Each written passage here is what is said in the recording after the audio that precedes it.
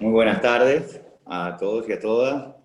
Bueno, como todos los miércoles que venimos haciendo esta charla desde la Comisión de Discapacidad del Colegio de Abogados de la Provincia de Buenos Aires y de la Fundación Cifuso, esta vez vamos a contar con la grata presencia de la doctora Isabel Ramos Barde, y va a ser nuestro representante, ella es representante del Colegio de Abogados de La Plata, y el moderador va a ser el doctor Mario Celaya, que es delegado de la Comisión de Colproba de Discapacidad de Bahía Blanca, del Colegio de Bahía Blanca. También tenemos el gusto de contar, como siempre, con la doctora María Rosa de Ferrari, que es la coordinadora de la Comisión de Discapacidad de Colproba, y este miércoles nos acompaña también el doctor Hernán Colli, que es el presidente del Colegio de Abogados de La Plata. Así que muchas gracias, Hernán, por participar con nosotros.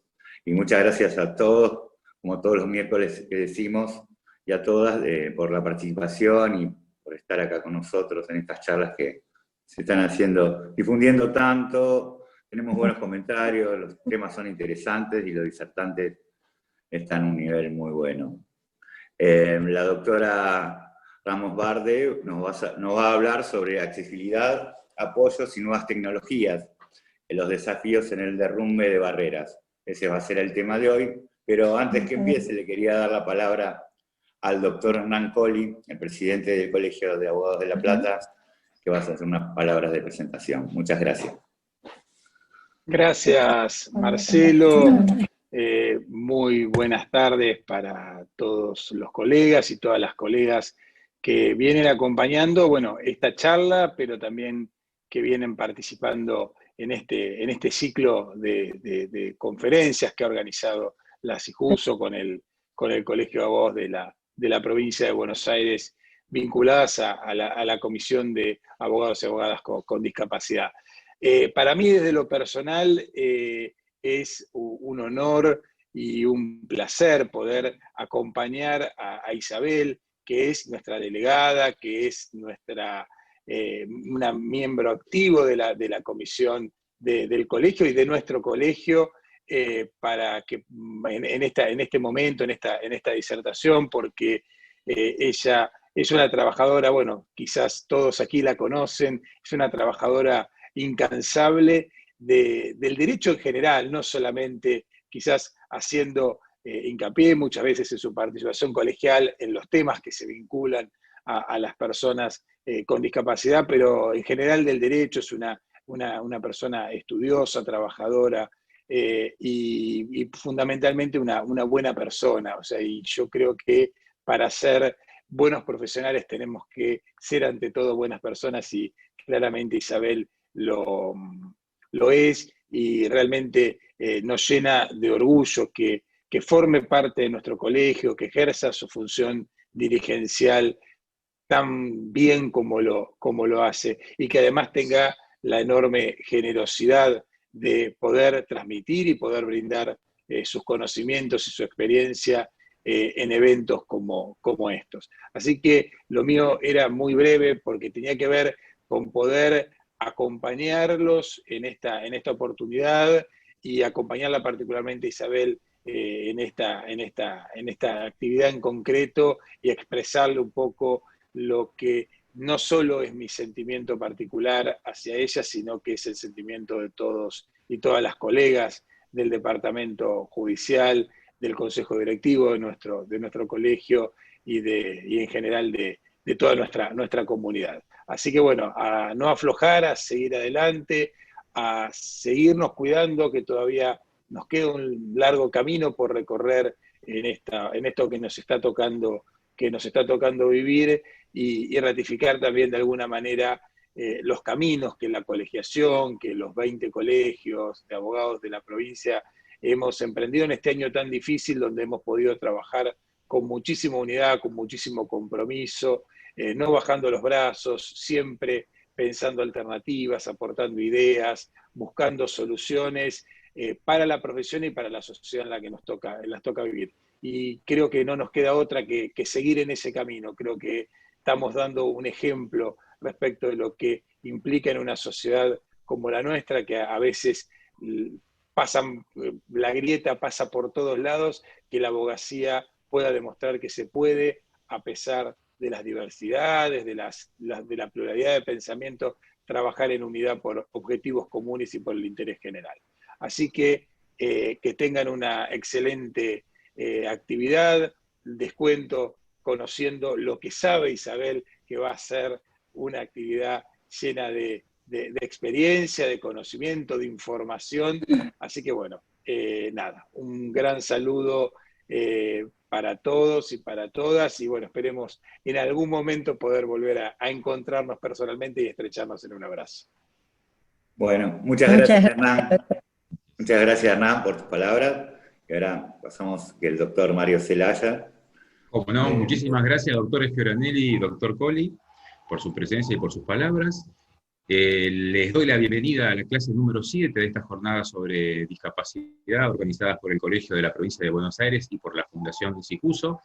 Hoy contamos con la valiosa presencia de la doctora Isabel María Cristina Ramos Bardet, quien es abogada, doctora en Derecho y Ciencias Sociales, especializada en Derecho de las Personas con Discapacidad, escribana, cursó y aprobó el profesorado docente universitario en la UBA, y a propósito, hoy es docente universitaria por concurso en la Facultad de Derecho y Ciencias Sociales de la UBA y en la carrera de Derecho de la Universidad de Belgrano. Es presidente de la Comisión Interdepartamental de Abogados con Discapacidad de la Caja de Abogados de la Provincia de Buenos Aires.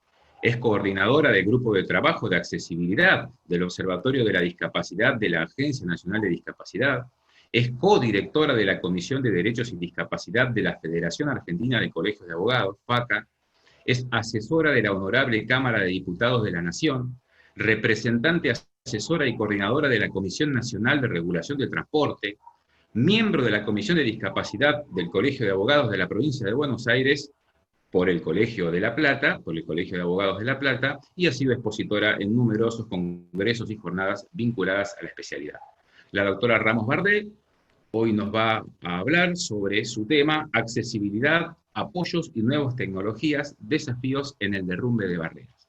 Les comento a los asistentes que hemos coordinado con la disertante un tiempo de exposición que no se exceda 1 hora y 15 minutos para luego pasar a responder las preguntas que formulen por el chat. Doctora Ramos Bardet, le agradecemos muchísimo su presencia y la escuchamos con atención. Bueno, muchísimas gracias. Ante todo, quiero agradecer a la organización Sicuso, a la Fundación Sicuso, perdón.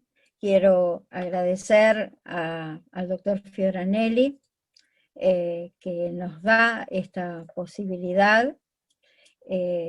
Por supuesto, también a su coordinadora, doctora Del Ferrari, al doctor Colli, que ha tenido la amabilidad de distraer parte de su tiempo, porque él tenía, como recién comentó, una mediación que la ha pospuesto, cosa que le agradezco infinitamente que haya estado presente y esté presente, a ti, Mario, y a todos los que se encuentran presentes. Y bueno, vamos a hablar un poquito de qué se entiende o qué es la accesibilidad. Bueno, nosotros, se escucha bien sin problemas, ¿no? Nosotros todos sabemos que justamente la Convención de los Derechos de las Personas con Discapacidad tiene por objeto instar justamente a los estados a la promoción, a asegurar justamente el ejercicio y el goce de los derechos humanos y libertades inherentes de las personas con discapacidad. Pero bien, este pleno goce y este ejercicio que le va a permitir acceder a esos derechos humanos y a esa libertad inherente, tiene que venir de la mano de algo que es evidentemente, como dije, es fundamental y que es en sí la accesibilidad. Y no es que yo quiera enaltecerla como máxima de todos los principios y de todas las condiciones y todos los rangos que se siguen a lo largo de la convención. Pero ello obedece a que el cambio de la mirada llevó a que antes se tenía una imagen desde el punto de vista médico, donde era la discapacidad la que incapacitaba a la persona para desarrollarse en igualdad de condiciones con los demás en el medio y en todas las actividades de su vida, impidiéndole, en consecuencia, actuar con total autonomía y poder alcanzar lo que más ama todo ser humano, que es llevar una vida independiente, como lo estatuye el artículo 19 de la Convención de los Derechos de las Personas con Discapacidad. La accesibilidad tiene una característica que obviamente es transversal a todas las actividades de la vida diaria del ser, porque necesitamos de la accesibilidad para hacer uso del transporte, para transitar en la vía pública, en la vida cotidiana dentro de nuestro hogar. O sea que dentro de esta accesibilidad vamos a incluir entonces a la faz edilicia, a la faz arquitectónica, a las comunicaciones, a la información, vamos a incluir a la tecnología. Y previo a todo, tenemos que establecer que conforme, ya lo dijera, la Declaración Universal de los Derechos Humanos en su artículo 13 y de igual modo el Pacto Internacional de Derechos Civiles y Políticos en su artículo 12, el acceso justamente a la autonomía de la persona en lo que hace a la faz de acceder a un transporte y lo que hace a la faz de poder deambular libremente en un medio físico, el antecedente de la autonomía es justamente esta accesibilidad. Del mismo modo que también es la puerta de el ingreso a la libertad de expresión y a hacer sentir su sentir y manifestarse, el acceso que le brinda la comunicación y que le va a brindar justamente la información y por ende también la tecnología. Esto último está también reafirmado por el artículo 19 de, como dijera antes, de la Declaración Universal y también por el artículo 19, segundo párrafo, del Pacto, justamente, Internacional de los Derechos Civiles y Políticos. Cuando se trató la declaración en Madrid, se hizo la declaración también de derechos en Madrid, se estimó que la accesibilidad debía ser tratada en sí como si fuera un derecho independiente, por esa transversalidad y por la envergadura que tiene. Es un derecho, sería un derecho per se. Obviamente que no se le dio ese carácter, pero así se lo comprendía. Hay algo que es fundamental, que es la convivencia que tiene que tener justamente la persona con discapacidad con el entorno social. Y para que haya esa convivencia, dos son los puntos que se remarcan. Uno de ellos es el respeto que se tiene que tener. Y el otro punto, que no es menos importante, es la solidaridad. ¿Qué ocurre con la persona con discapacidad? ¿Por qué se ve vedada de actuar en el medio, a veces en condiciones iguales que los demás, pese a que el artículo justamente 25 de la observación número 2 de accesibilidad establece que la persona con discapacidad está perfectamente habilitada para entrar en la función pública y poder desarrollarse y desempeñarse en todos los aspectos civiles, culturales, sociales, políticos, y gozar de todo aquello que conlleva a su goce, a su disfrute, a su culturización, a las artes, al deporte.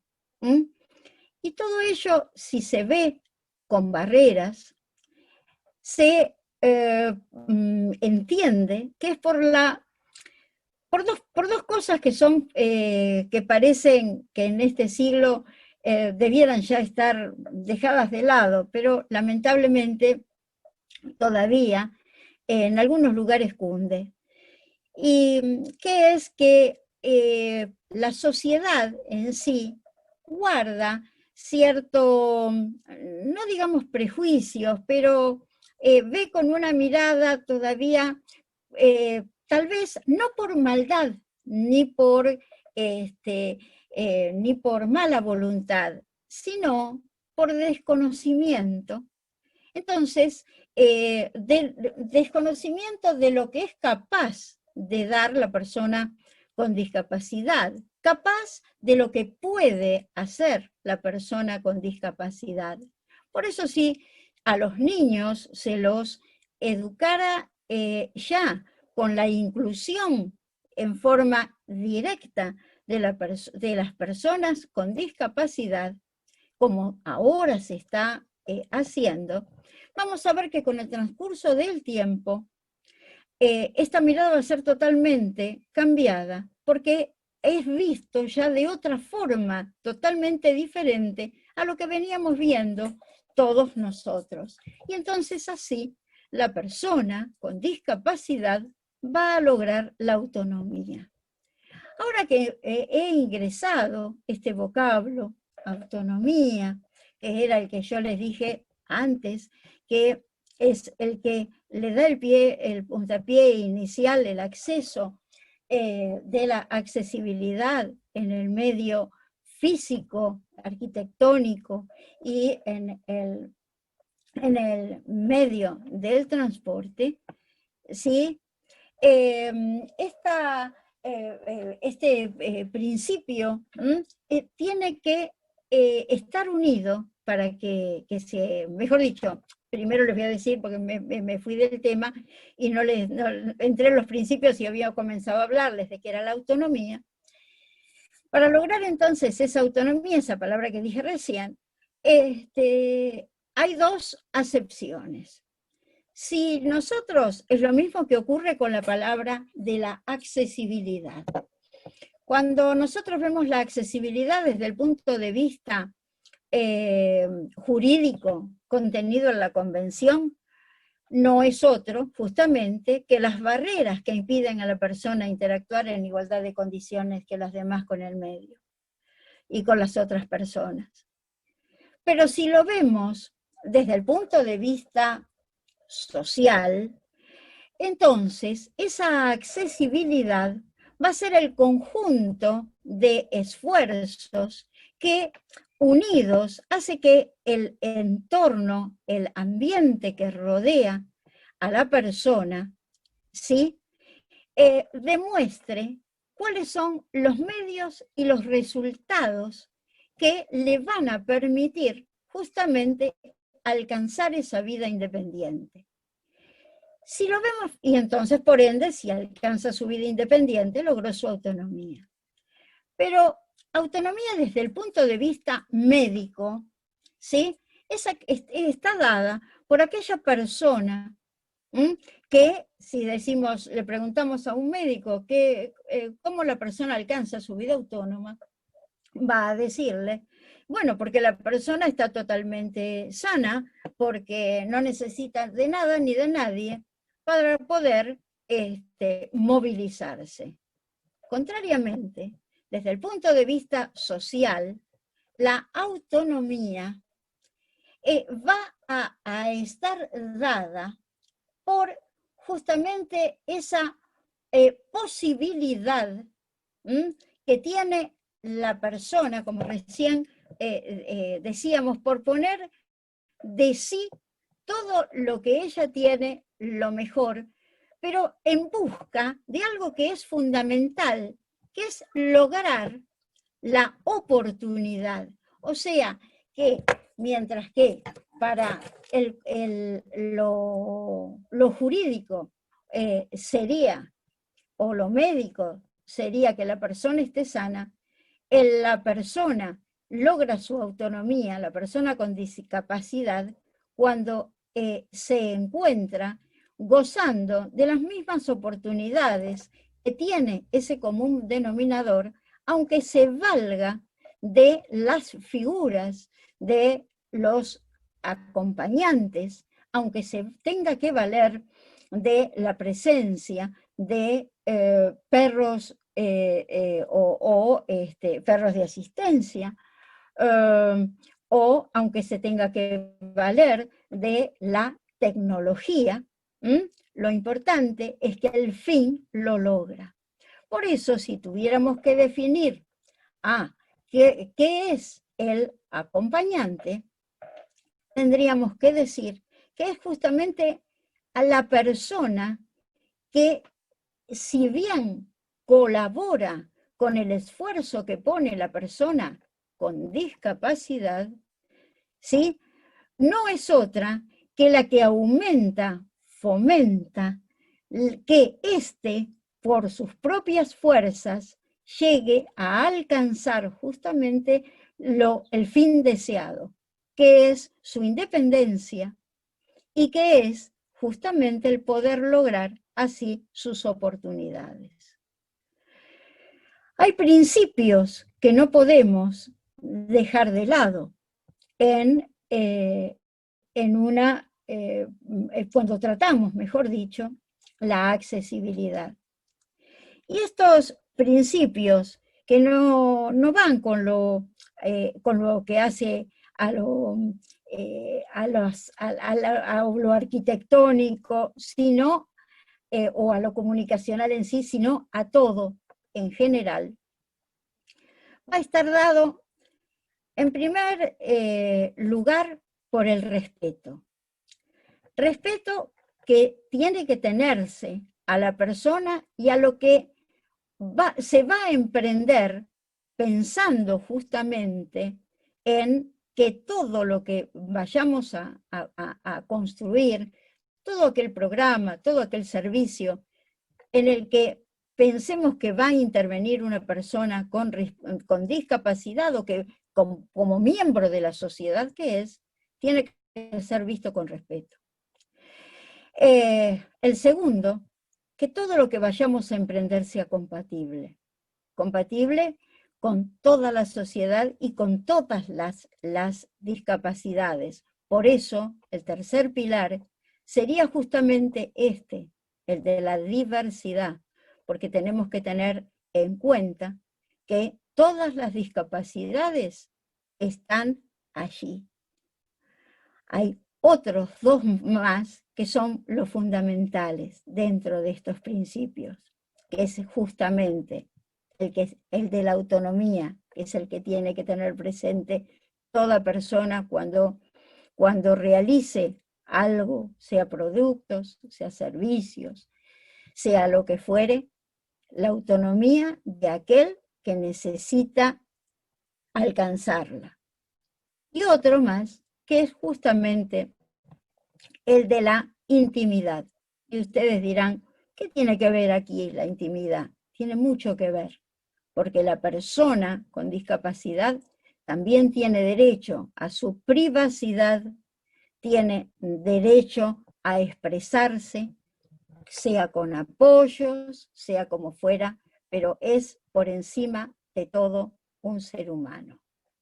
Ya dijo incluso Rathke que tenemos que dejar justamente de ver en forma definitivamente a la persona con discapacidad como que la discapacidad es la calidad de y así se lo identifica, sino que ya es hora de que todo el mundo entero vea a la persona como titular de derechos y de ejercer esos derechos que le son legítimos.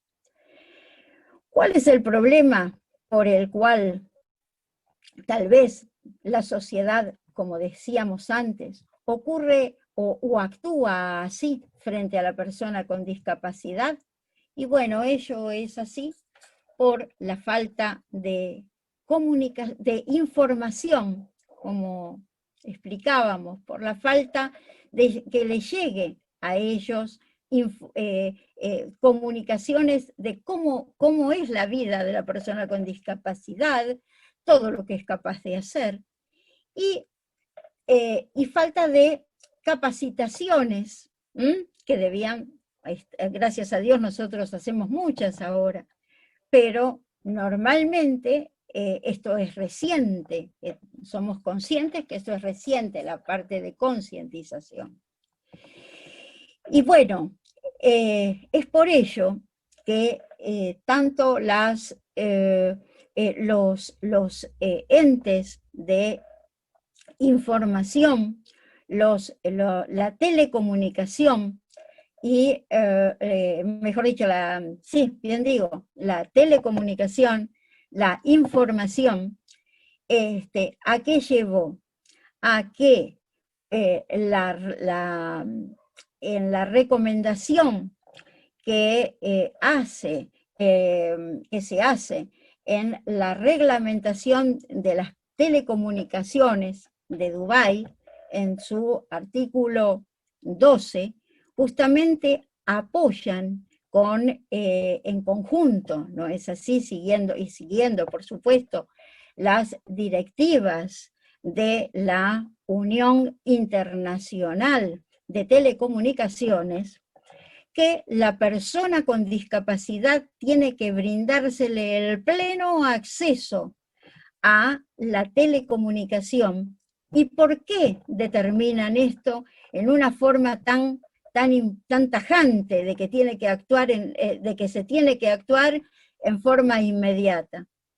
Porque se hizo un trabajo de investigación profundo que lo llevó a cabo la Macon Television Accessible, donde se demostró que hay más de 100 millones de personas en el mundo que por la inaccesibilidad de los medios de comunicación no pueden o no acceden, no llegan a estar informados. Y entonces esto tiene que ser revertido de alguna forma. Muchas veces se confunde, se cree que por ejemplo, cuando hablan de las famosas TIC, ¿no? que es la tecnología, o la telecomunicación y la comunicación, que todo es separado, que todo es independiente, nada que ver. Todo constituye un uno. Por ello vamos a encontrarnos en presencia de la televisión, los sistemas multimedias, los software, los hardware, los distintos modos de alcanzar las distintas la aplicación justamente de los lenguajes sencillos, de aplicar los sistemas braille, los macrotipos, las conversiones, el sistema SAB que permite transformar justamente en distintos idiomas. Todo ello hoy contribuye a que entonces la accesibilidad pueda llegar y la persona pueda, a través de este medio, estar debidamente informado. ¿Qué es lo que nos pide tanto el Banco Mundial? ¿Qué es lo que nos pide justamente la Organización de Naciones Unidas? Que por favor, que previamente a la realización de cualquiera de las actividades, servicios, programas que se realicen, que se tienen que llevar adelante, pero pensando en el futuro, pensando en la persona con discapacidad, porque sale incluso mucho más caro a posteriori poder reformar una página web. Nosotros lo tenemos muy claro, esto, sin ir más lejos, en los temas que atañen en el caso de los no videntes, ciegos, con los sistemas lectoparlantes que no guardan relación con, o son incompatibles, mejor dicho, con los sistemas judiciales, en los administrativos, en todas las esferas, con el sistema GEDO, que también son incompatibles y entonces son atentatorios contra el trabajo. Y por eso, como esto también conlleva que se está aplicando indirectamente o directamente, dirían, eso va por las mías, de una cierta discriminación en cierto modo, porque si la persona no puede acceder en igualdad de condiciones con las demás, lo dice justamente la misma convención, y tiene que todo aquel que está restringiendo, que está obstaculizando, no hace otra cosa que quitar a la persona prácticamente de la posibilidad de desarrollarse, sea en todas las fases. Ahora bien, perdón, voy a tomar un poquito de agua.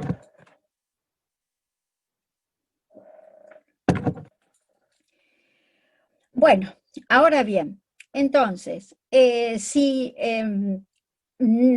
tiene o comete este hecho que sabiendo, una cosa es cuando ya los encontramos nosotros armadas las cosas y tenemos que tratar de revertirlas para modificarlas y para justamente hacerlas accesibles, queda más que demostrado, como dijera antes, que los costos son mayores. Por eso, la misma observación estatuye que debe realizarse, lo estatuye tanto en el artículo, creo que si la memoria no me falla, era el 33, que se tiene que hacer, los estados partes tienen que hacer un seguimiento, y tienen que estar, para algo también están los observatorios, tenemos que hacer un seguimiento de cada vez que se va a hacer un emprendimiento, y comprobarlo, y si no, conforme al artículo 22 de la misma observación, aplicar las sanciones pertinentes que por no acatar lo que verdaderamente es el debe hacer, el debe ser, mejor dicho. Bien, ¿cuáles son los, aunque muchos ya los conocemos, pero no podemos dejar de lado de mencionarlos, los principios a los que los servicios, los programas, los productos que se generen deben reunir. Y deben estar ceñidos justamente al diseño universal, que es algo que tiene que ser siempre común para todos. ¿Y cuáles son estos principios que justamente Ronald Mays fue el que los incorporó?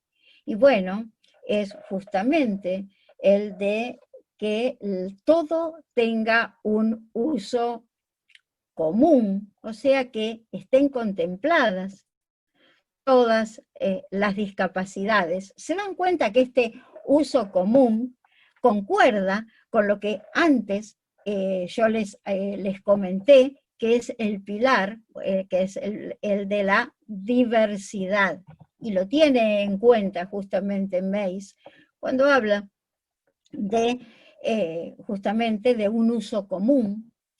Tenemos que tener también que ese uso, que puede ser tanto para la persona con discapacidad como para aquella persona que no tiene ningún tipo de discapacidad. Y yo, por ejemplo, siempre cuento el caso del pelapapas, que era, pero que es real, que en China se hizo un pelapapas, pero era tan bueno, era para personas con discapacidad, que tuvieran, y era a raíz del uso flexible, ¿no? Que se podía utilizarlo con una mano o con la otra. Y los mayores compradores fueron justamente todas las personas que no tenían discapacidad. ¿Pero por qué? Porque justamente el uso universal, que no necesita ningún tipo de modificación o alteración, permite esto. Entonces tenemos que, tiene que ser un uso común, un uso simple, las simples cosas, como decía Serrat, ¿no? Que son muy valiosas. Luego, un uso flexible, justo que es al que recién me referí. Tiene que ser un uso intuitivo. ¿Por qué? Porque la persona solamente con ver, y cualquier persona con discapacidad lo tiene que llevar automáticamente, sin pensar, innato nace el para qué puede ser ello. Tiene que ser de una gran tolerancia al error, que no dañe justamente a la persona el hecho de utilizarlo indebidamente. Tiene que tener un formato fácil, maleable, que pueda ser apto para ser manipulable. Y también, por supuesto, que tiene que demandar poco esfuerzo el poder utilizarlo. Junto con estos principios, digno también es declarar, o mejor dicho, manifestar, que muchas veces se confunde a lo que son los ajustes razonables con la accesibilidad. Y la accesibilidad es genérica, es para todos, como dijimos, es la transversalidad que va a lo largo de toda la vida de la persona, de toda su autonomía. En cambio, cuando nosotros hablamos de ajustes razonables, el ajuste razonable es algo que es individual para una persona determinada y en un momento determinado. Y, por ejemplo, en el caso de un empleado que necesita que en el lugar de su trabajo tienen que hacerse los ajustes razonables para que él en especial pueda cumplir con la función que tiene. Y este ajuste va a hacer que no tenga ni un gasto excesivo, porque no debe tenerlo, pero sí debe brindarle a él la mejor posibilidad de trabajar, de desarrollar la actividad en el medio que le toca estar en un momento determinado. Dijimos que la accesibilidad, cuando comenzamos, tenía 4 fases. Dijimos que teníamos la faz edilicia, la faz urbana, la faz arquitectónica, la faz tecnológica, que está vinculada tanto con la informática como con la comunicación, y tenemos también el transporte. Sabemos cómo andamos con el tiempo. ¿Voy bien? Sí, Mario. perfecto, sí, vas bien. Yo te aviso cuando falten 15 minutos, tal como habíamos acordado. Bueno, no, pero porque me faltan bastante, por eso te pregunto. Bueno,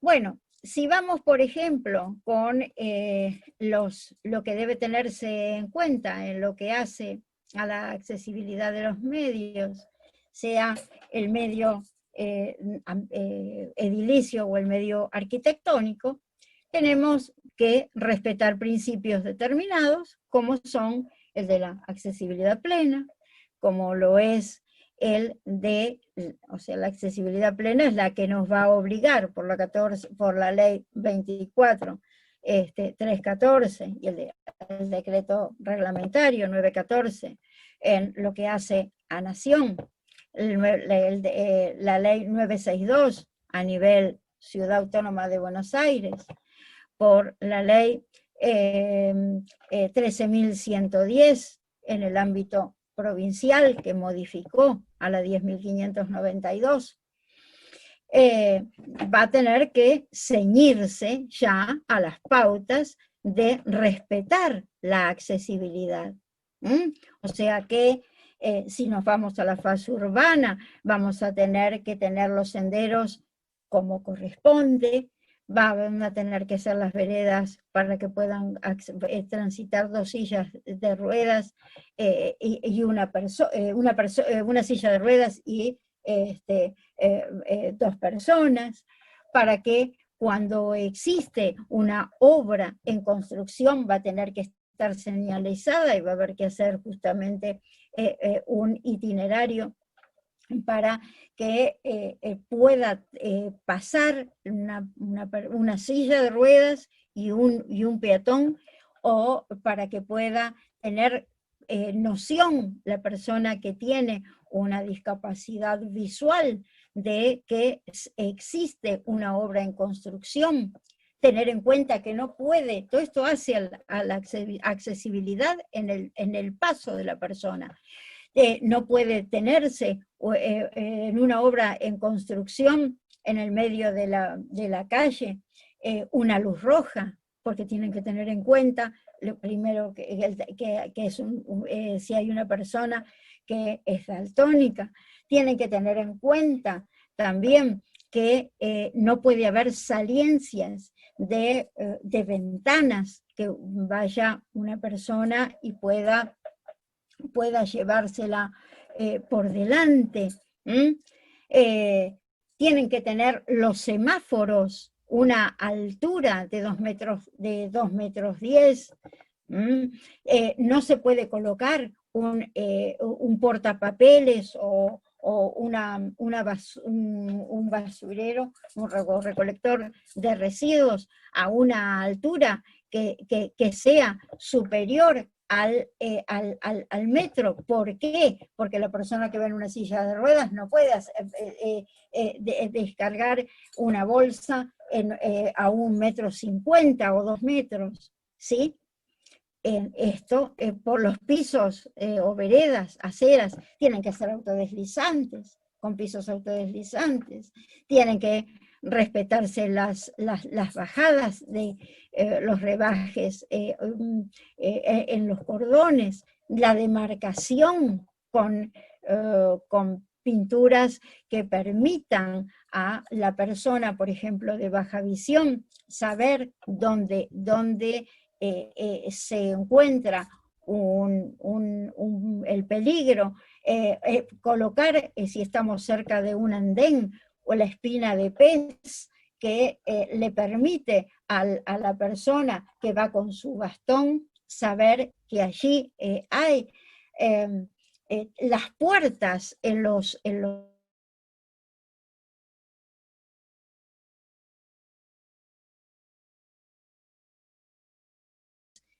tienen que tener una abertura de 90 centímetros cada puerta, o si es posible, hasta 1,10 m, para que puedan pasar libremente las sillas de ruedas, tener una disposición para que puedan circular perfectamente estas, y las puertas además tienen que tener franjas que permitan que el vidrio, si se encuentra cerrado, si se encuentra abierto, tienen que tener señales lumínicas que permitan detectar la existencia de algún peligro, o en el caso de incendio o lo que fuere, para las personas hipoacúsicas y sordas, demarcados perfectamente planos, sean planos ápticos para sensoriales visuales, pero y con macroletras para todo el común denominador y para las personas sordas. Lo ideal, como ocurre, por ejemplo, acá, los que tienen en realidad en Buenos Aires, la lengua intérpretes de lengua de señas en los museos, por ejemplo, lo tiene el Malva, prácticamente es el único que conozco que lo tiene, pero después sí las condiciones que debe respetar, por ejemplo, a los shoppings sí, tienen, no lengua de señas, pero sí tienen la posibilidad, dan la posibilidad de tener buena circulación, respetaron la parte de luces para que la persona justamente pueda tener la posibilidad de no encandilamiento, porque la luz es fundamental, tanto en los shoppings, en los museos, en todas partes. Bueno, en lo que hace a las escaleras tienen que tener demarcaciones, tienen que controlar muy bien el ancho de la escalera por el paso de la silla de ruedas, también la pendiente que se le da a la escalera, donde tienen que tener en cuenta el que la persona que porta la silla de ruedas tiene que realizar determinados giros también con ella. Bien, y evitar que en los medios existan, en el medio de los salones, que existan objetos que obstaculicen los pasos, tanto de las sillas como de los sensoriales. Entonces, si tuviera que haber algo en altura, nunca puede ser inferior a los 2,10 metros. Ahora, también se deben respetar, porque hace a la accesibilidad, que, por supuesto, además de los sanitarios, que tienen que estar totalmente adaptados, con espejos reclinables, con un lavabo que permita que la silla incluso pueda acercarse a él, con los barrales que hacen al soporte cerca de el inodoro, el realce en el inodoro. Estos son los detalles que tiene que reunir. Y por supuesto, fundamentalmente, la puerta y los ascensores. La puerta no puede ser nunca inferior a los 90 centímetros. Y los ascensores. Los ascensores con señalética braille, macrotipos, con una luminosidad para el caso de los hipoacúsicos y sordos, y todo tiene que ser obviamente con pisos deslizantes, y la botonera también tiene que estar a una altura adecuada, sobre todo porque también hay que tener presente la presencia de la baja talla. En lo que hace a los museos, que antes también me referí, las vitrinas, para que sean accesibles, tienen que estar a una altura. Las que son tipo mostrador no pueden exceder los 90 a 1,10 metros. ¿Por qué? Porque tiene que estar a la altura de los ojos de quien está en una silla de ruedas. Tienen que estar lo que está en vitrinas, respetándose los claros oscuros, pero no en sombras. Es fundamental que cuando se dan videos, es que ya con el Zoom estamos con las videoconferencias siempre, por eso. Cuando se dan algún tipo de proyección explicando de qué se trata determinada obra, tiene que contar con el subtitulado, tiene que estar a su vez en la lengua del lugar en el que se encuentra, y con la autodescripción. En lo que se refiere a, por ejemplo, como habíamos hablado antes, que cuando casi comenzamos, que yo decía que todos los medios son válidos para hacer a la persona que pueda disfrutar de todos los derechos, y por eso la accesibilidad debe ir a todo.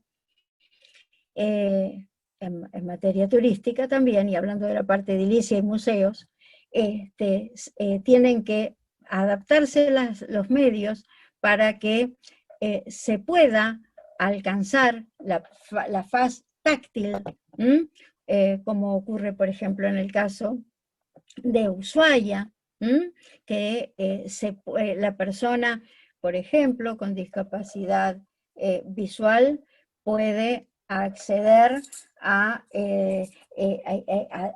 tocar obviamente aquellas cosas que están hechas en maquetas, se sobreentiende, y si no tienen que ser, deben serles descriptas.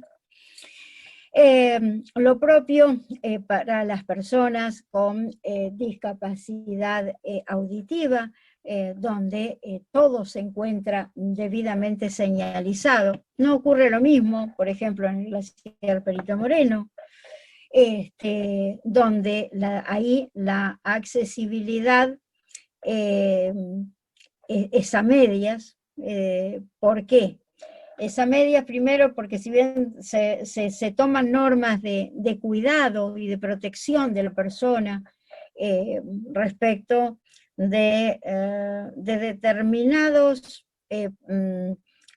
determinados pasos, lo lógico sería que se le permita a la persona hacer esos mismos recorridos que hace el común denominador y adoptar medidas sí de seguridad, pero de seguridad que le permitan a la persona disfrutar en igualdad de condiciones que las demás.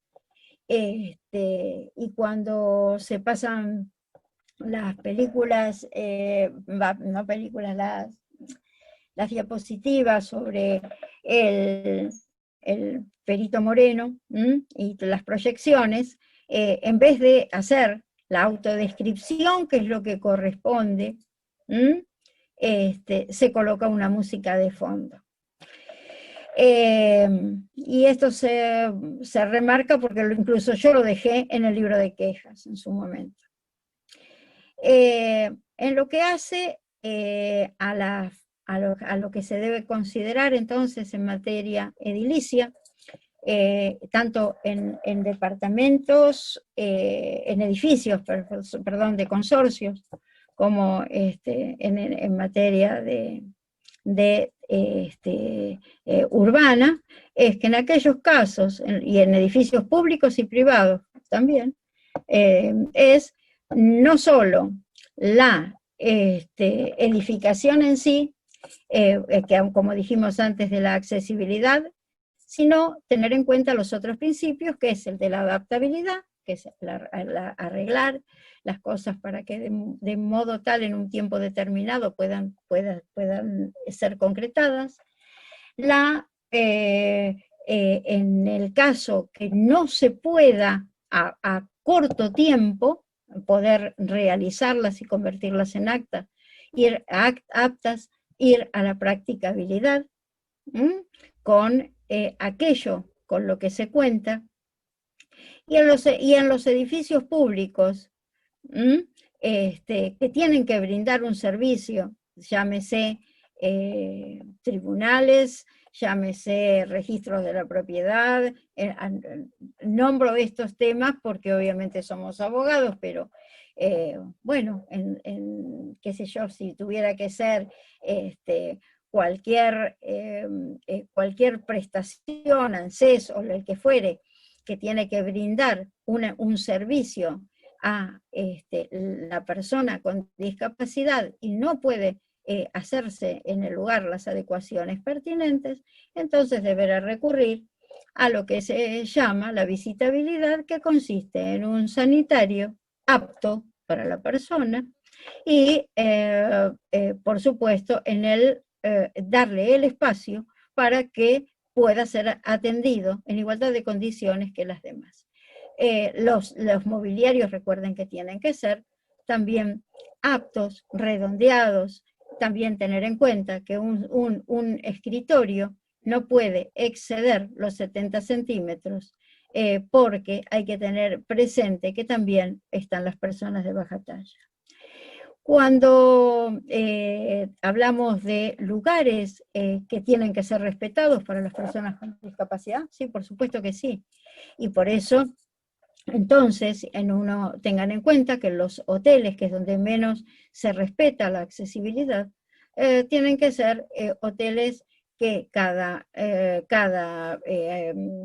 hasta las 100 camas, por ejemplo, 100 habitaciones, quiero decir, estaba pensando en los hospitales, hasta 100 habitaciones, obviamente que allí va una habitación hasta las 15, 2 hasta las 100, y cada 50 habitaciones se suma una que debe ser accesible.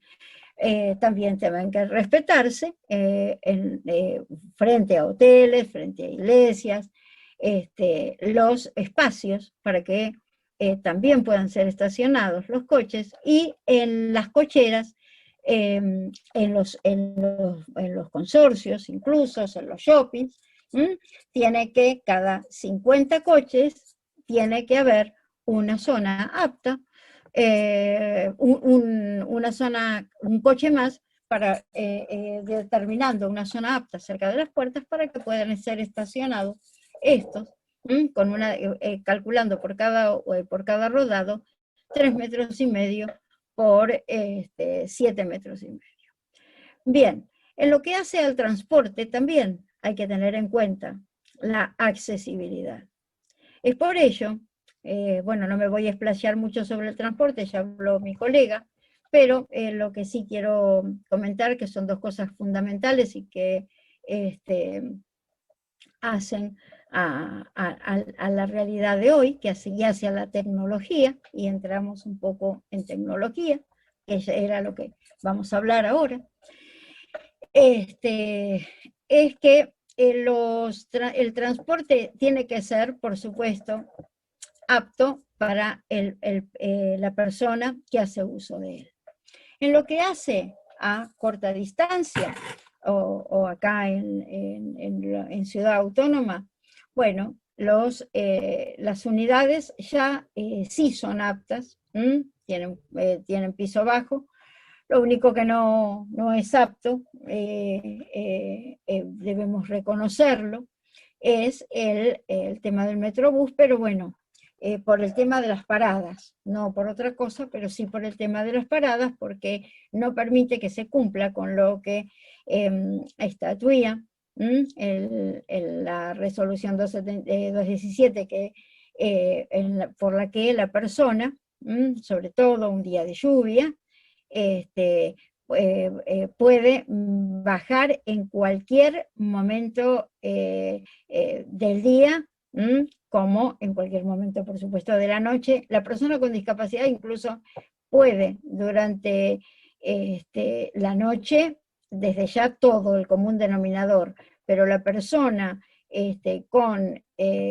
con discapacidad tiene derecho a pedir bajar en determinada parada. O, mejor dicho, en determinada, un día de lluvia, en la esquina que a él resulte más cómoda. Los asientos, tengan en cuenta que no existe, y eso lo remarco porque cuando la gente sube ahora a los colectivos, o le dicen, no, tiene que ir por el centro, pues el del medio, y que tiene que bajar. No, no hubo ninguna disposición en contrario que modificara. Eso es una cuestión que la fijaron las empresas, y no salió de la Secretaría de Transporte. Por ende, la persona tiene derecho a utilizar los 2 primeros asientos porque la ley así lo estatuyó, la 22.431, y continúa aún vigente la resolución dictada a tal fin, y la norma que es el artículo 54 de la ley 49.4, bueno, qué laguna, es la ley de tránsito, y el artículo 54 de la ley así lo determina. Por otro lado, en lo que hace a larga distancia, salió la resolución ya el año pasado, hace 2 años, perdón, el 18, la resolución, el decreto, perdón, 93, por medio del cual tendrían que haber entrado en vigencia este año. Por el tema de la pandemia, bueno, supongo que va a ser prorrogado por 1 año, pero todas las unidades que se modifiquen, que se venzan y que tengan que ser reemplazadas, quiero decir, tienen que ser accesibles, por lo tanto van a contar con el asiento rebatible en la planta baja. Van a tener un pulsador que comunique con la persona que conduce, en el caso que tenga que realizar algún descenso, sobre todo la persona que viaja en sillas de ruedas, puesto que se sabe que no tienen acceso a los sanitarios. Eso no pudo ser revertido, pero sí se ha hecho un itinerario de sanitarios a lo largo del país, con distintas estaciones de servicio que tienen baños accesibles. Los asientos tienen que estar debidamente señalizados, tiene que tener señal lumínica en caso de cualquier accidente o que pudiera ocurrir, para que la persona también sorda tenga noción de ello, de lo que está acaeciendo en tal caso.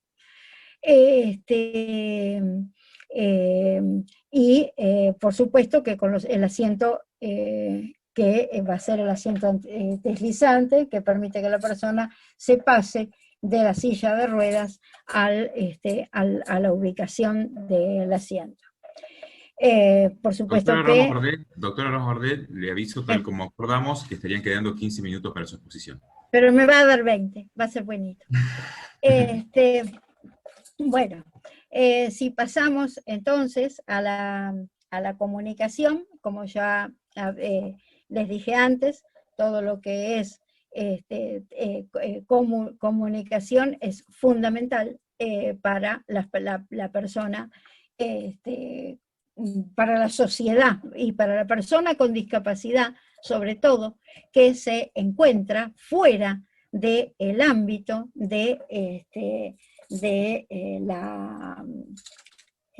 a mí cuando me avisan de la hora ya me agarra, ¿viste? Entonces cuando se encuentra fuera de aquellas zonas urbanas, entonces que es más difícil que llegue a ellos, y por eso antes remarqué tanto el tema de las telecomunicaciones, que gracias a ello entonces la información va a poder llegar. Algo que es fundamental y que no puedo dejar de decir, porque además me comprometí en accesibilidad a decirlo, porque si no el doctor Fioranelli me va a matar, es todo lo que es referente a las pautas, pero me va a dejar entonces un poquito más, a las pautas que se tienen que respetar cuando, y hacia la información justamente, por eso, cuando nosotros damos una charla. Y nosotros y todos, porque todos, y lo digo en general y mayúscula sobre todo, porque las personas que están al frente y aún instituciones de personas con discapacidad sensorial visual caen también en ese error. Caen en el error de presentar filminas, de presentar una serie de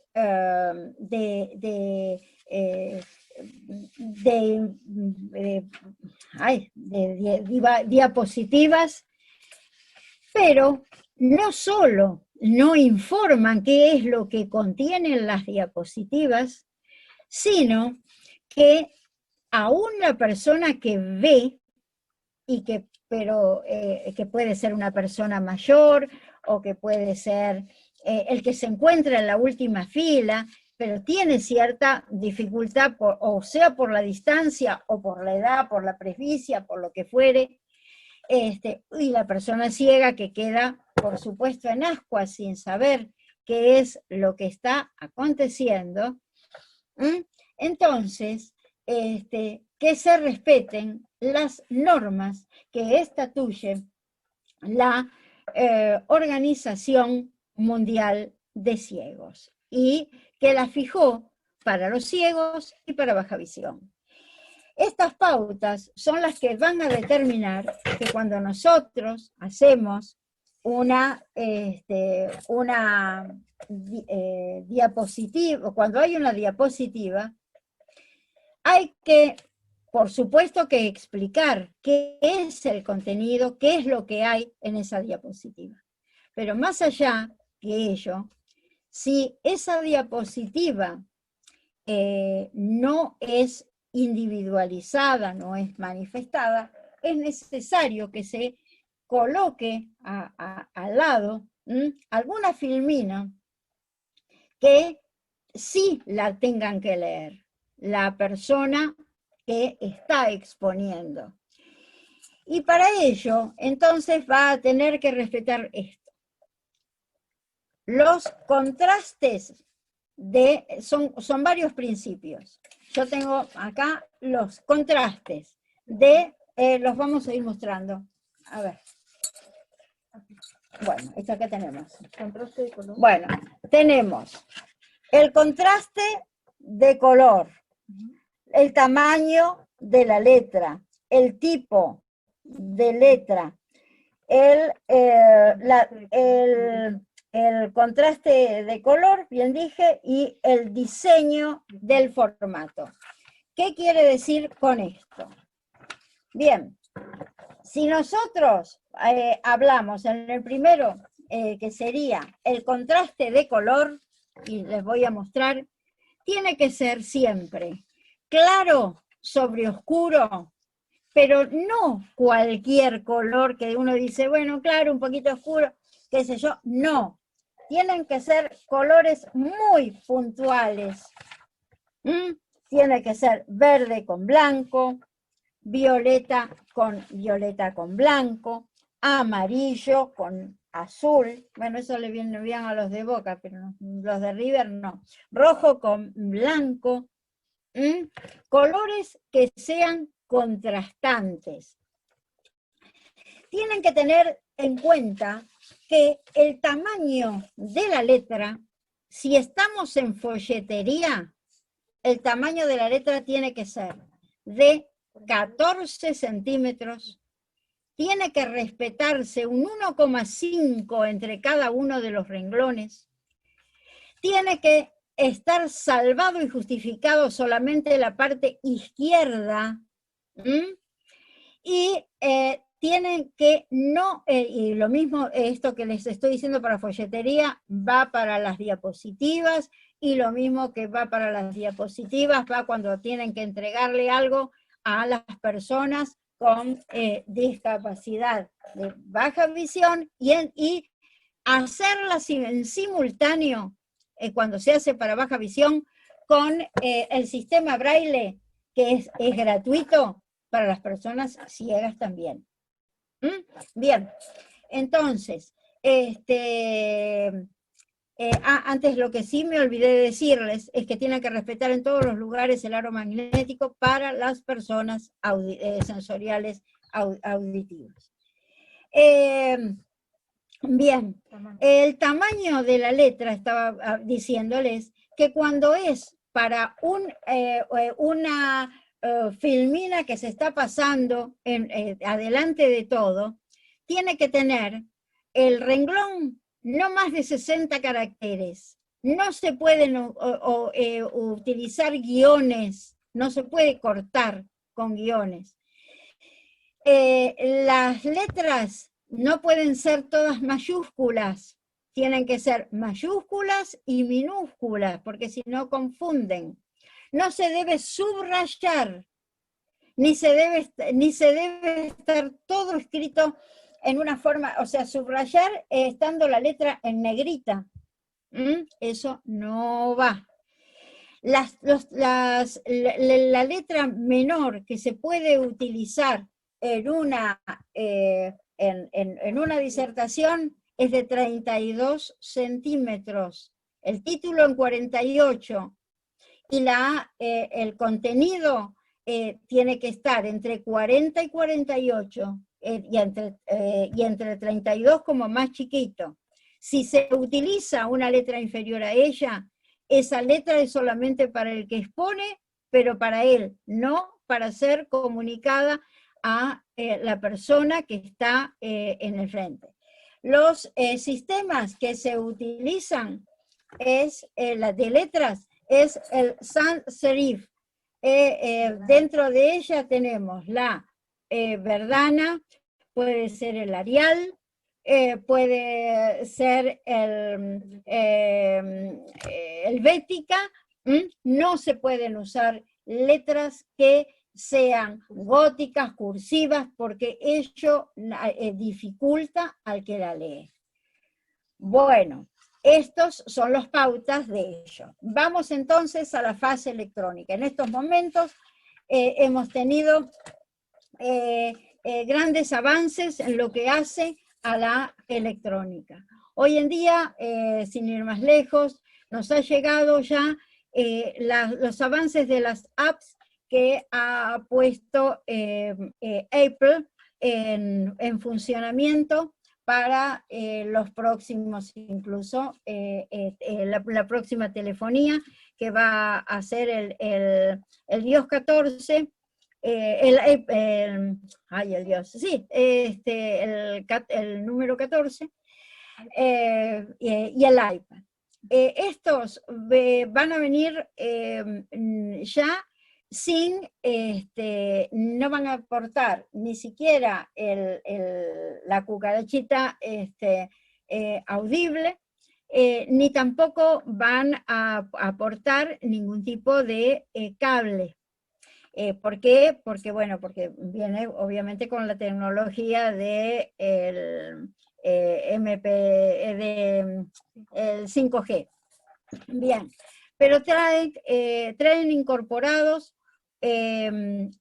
algo que es muy bueno, en el caso de esto, en el caso de los sensoriales visuales, que es que permite, por un lado, etiquetar las fotos, cosa que hasta este momento no se hacía. Es una aplicación que en el momento que la persona llega a la foto, se hace una captura de pantalla, se le incorporan los datos, mejor dicho, le informa qué datos tiene, en base a ello se le agrega al pie una clasificación que le da la persona que lo recibe, y por ende esto lo puede ya archivar, y cuando tiene que buscarlo no tiene ningún tipo de inconveniente y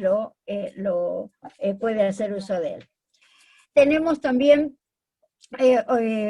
bueno, el sistema, las apps, las voy a leer los nombres porque, a ver, no me los acuerdo, me acuerdo lo que significa. Bueno, los 14G ya se los dije. No, ese no. A ver, espera, a ver, un minutito. A ver, ¿cuál es? Acá, este es el que ven. Bueno, está por ejemplo, también salió otra aplicación que es la Speak for Me, que el Speak for Me es en el caso cuando la persona ya va a otro país, cómo opera para la persona, tanto para la persona con discapacidad, esta está dada para la discapacidad visual, para la discapacidad de cuadriplegia, y también para la persona con problemas auditivos. ¿Por qué? Porque va a funcionar, se escribe la persona que tiene, por ejemplo, sordera o el de baja visión lo habla, el sordo lo escribe, eso se traduce en voz o se traduce en escritura, en texto, y en el idioma que sea necesario, de acuerdo al lugar donde la persona se encuentra.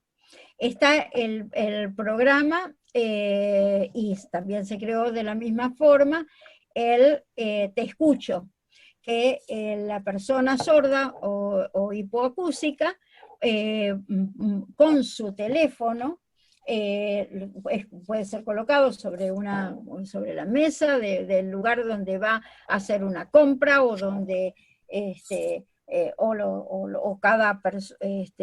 o lo puede facilitar el prestador del servicio, y a través del sistema, tanto por el Háblame como por el o SpeakMe, y el Te Escucho, puede comunicarse perfectamente con el otro interlocutor. Para las personas sordociegas, Apple está sacando una especie de campera. Ustedes saben que los sordociegos tienen un sistema de comunicación con 16 caracteres nada más, no tienen un alfabeto de 30 como nosotros, y en consecuencia, a través de, es como una especie de tiradores que portan en la parte de la espalda un dispositivo. Ese dispositivo da impulsos, de modo tal que esos impulsos a la persona sordociega le permite estar conectado con el mundo y comunicarse él mismo también en base a esos impulsos con el teléfono, y va a poder comunicarse con el mundo. También Doctora, yo sé que, bueno, esta es la labor más odiosa de ser moderador, pero tengo que avisarle que ya estamos con el tiempo concluido, y la verdad que no quisiera que me los por eso cumplo en avisarle nada más. Bueno, pero aunque sea las nombro, pero yo creo que a las personas les va a interesar.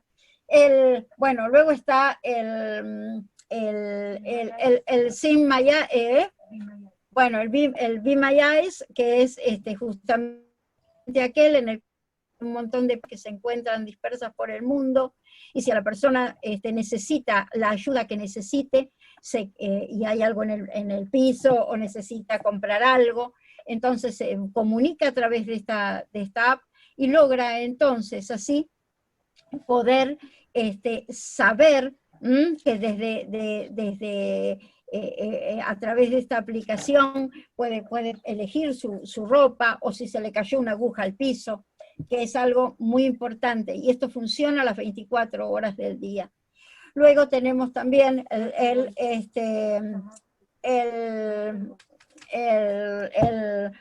Roger Voice, que es el que funciona de la siguiente forma. O sea, la persona puede llamar, la persona sorda llama por teléfono, y a través de pulsos, y se transforman. En la persona audible los escucha, y la persona sorda los recibe ya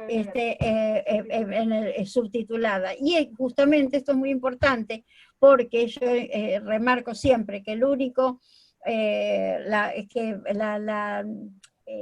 ley provincial en su la ley provincial de accesibilidad de Buenos Aires estableció la 13110 en el artículo 21 quater, que debe haber oficinas o lugares donde de telefonía, o los que prestan servicios telefónicos, sobre todo, bueno, antes era más común, ahora la gente ya va con su teléfono, pero si estas continuaran vigentes, tendrían que tener algún tipo de esos aparatos que hoy en día, bueno, lo suple el pequeño pero no todos tampoco lo tienen, así que en algunos lugares tendría que existir también. Luego tenemos el exoesqueleto, que es aquel que las personas con discapacidad motriz pueden, a impulsos, también pueden ser puestas de pie y pueden caminar. También salió una aplicación, más allá que está la SCUAR y que está la del lazarillo, que indican dónde está la persona para que la puedan ubicar, para que, o mejor dicho, no para que la puedan ubicar, se puede ubicar ella en qué lugar está, dónde tiene un comercio, y todo se lo va diciendo, y el SCUAR le va marcando cuadra por cuadra. Más allá, que están estas aplicaciones, aquellos que son cuadriplégicos, pueden ahora también, va a salir en estos días un dispositivo que con la cabeza, es una aplicación que claro, controla con la cabeza los movimientos. Con los movimientos que de su cabeza, controlándolos, puede manejar los teléfonos, sí, y puede acceder al medio. Bueno, de más está decir que está el ORCAM, de más está decir que están el SIM, que están el Audesk, es todo audio descriptivo, bueno, y no me dejan hablar más. Pero bueno, hay muchísimo por decir. Yo siempre que termino, siempre termino diciendo, o termino siempre con alguna moraleja o alguna cosa, y como me corren con el tiempo voy a decir algo muy chiquitito, algo chiquito que lo voy a hacer lo más chico posible. Me estoy pareciendo al doctor Wiraldes porque siempre me tocan las ranitas, pero una ranita se cayó en un pozo, y los demás ya directamente la dieron por muerta, y dijeron que no había que sacarla de allá adentro porque no iba a poder sacar. Pero entonces, y le gritaban, la ranita saltaba que quería salir del pozo, y le gritaban, no vas a salir, que ya estás fuera de combate. Bueno, la cosa que se esforzó, la rana se subió a distintos lugarcitos dentro de ese pozo en el que estaba, y salió. Y cuando salió nadie lo podía creer, y entonces le dijeron, pero ¿cómo has salido si es imposible que salgas de ahí adentro? Y entonces ella dijo, y yo salí porque ustedes me fueron alentando, me gritaban que yo saliera. No, te decíamos todo lo contrario. Bueno, esa fue la ventaja de que era sorda la rana, y que entonces ella creyó que lo estaban victoriando en vez de que le estaban diciendo que no podía salir de ahí adentro. ¿Por qué digo esto? Porque nunca bajemos los brazos, tratemos de ser ranitas sordas y sigamos siempre luchando por los derechos de las personas con discapacidad, luchemos por la accesibilidad y no desfallezcamos cuando aún caemos en un primer momento, porque siempre tenemos tiempo para levantarnos. Muchísimas gracias a todos, y bueno, estoy dispuesta para las preguntas, y si quieren el material, también lo pongo a disposición. Gracias. Muchísimas gracias, doctora Ramos Bardet, por su exposición, interesantísima exposición, completa. Le comento que hay muchísimos comentarios de beneplácito en el chat, y también algún comentario que me gustaría, en principio, hasta que alguno se anime con alguna pregunta, compartir. Por ejemplo, Marcela nos comenta que si se pudo adaptar la sociedad a tantos protocolos con el COVID, se podrá adaptar mucho más para la gente con discapacidad, aunque sea una tarea compleja. Es un comentario para compartir. Y lo comparto.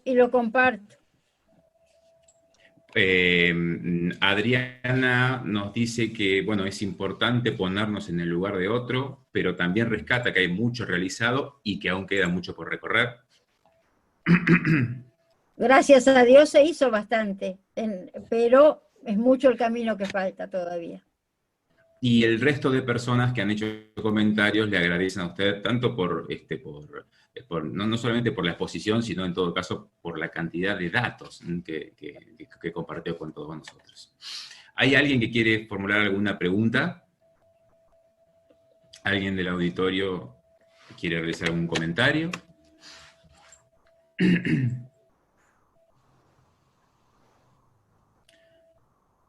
Si no hay preguntas, si no hay comentarios, le agradecemos nuevamente a la doctora Ramos Bardé la exposición. Agradecemos también a los organizadores, al Colegio de Abogados de la Provincia de Buenos Aires y a la Fundación Sijuso, y los esperamos en el 8º encuentro de estas jornadas el miércoles próximo a las 16 horas. Muchísimas gracias. Muchísimas gracias y gracias por estar todos.